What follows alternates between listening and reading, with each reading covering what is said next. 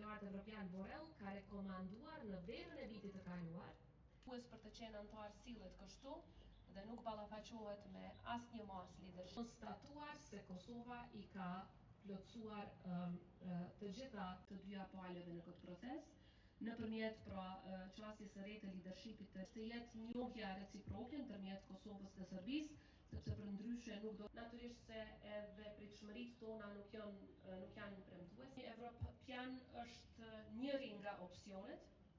Ju siguroj ky ka qenë rekomandim.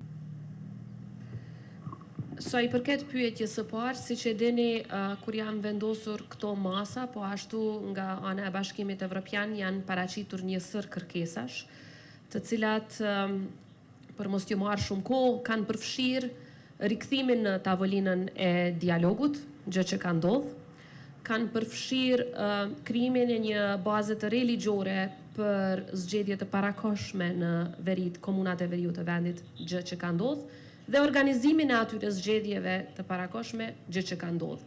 Të tri këto kërkesa të Bashkimit Evropian, të cilat kanë qenë të përfshira edhe në të ashtu quajturën marrëveshje Bratislavës, në atë kohë me zotin Lajçak, janë plotësuar nga Kosova që një kohë të gjatë, që është edhe arsyeja pse ish përfaqësuesi i lartë evropian Borrell ka rekomanduar në verën e vitit të kaluar që masat restriktive ndaj Kosovës të hiqen në tërësi.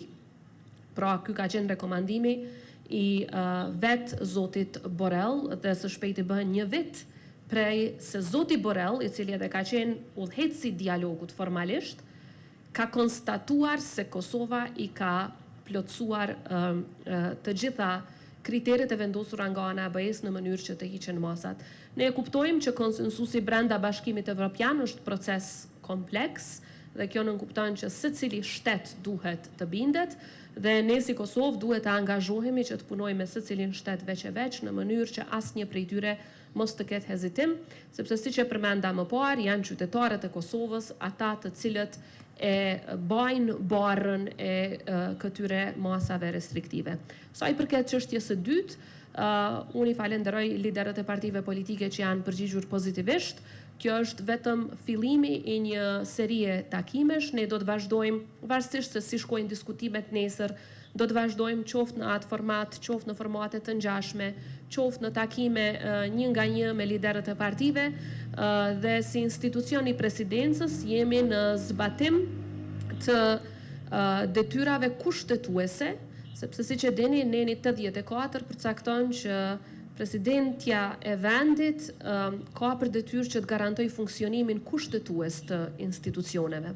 Mos konstituimi i kuvendit të Republikës së Kosovës e rrezikon pikërisht funksionimin kushtetues të institucioneve, që është edhe arsyeja pse i kanë ftuar liderët që të diskutojmë rrugën përpara. Por nuk do të doja të paragjykoja tani për rezultatet, shpresoj që secili do të angazhohet duke vënë si parsor interesin e vendit. Dhe kur kjo ndodh, gjithnjë rezultatet janë pozitive. Kosova ka nevojë sa më parë për kuvend, nëse jo për asgjë tjetër, për atë që e diskutuam me presidentin Kosta në mënyrë që të ketë vendim të kuvendit të Kosovës për sa i përket planit të rritjes, por ka edhe shumë marrëveshje ndërkombëtare, ligje, dokumente tjera të cilat në qoftë se nuk ratifikohen e miratohen së shpejti, pëson Kosova, pëson shteti, pësojnë qytetarët tonë dhe shpresoj që të gjithë liderët e partive politike këtë ta vendosin si prioritet gjatë diskutimeve nesër, të cilat tani,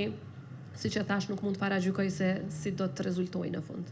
Siç e përmenda edhe më herët, mos konstituimi institucioneve ka, sepse mund të ndajë kështu dy lloj pasojash. E para është përmbajtësore, sepse mungesa e parlamentit nënkupton mungesë ratifikimi marrëveshjeve ndërkombëtare nga e cila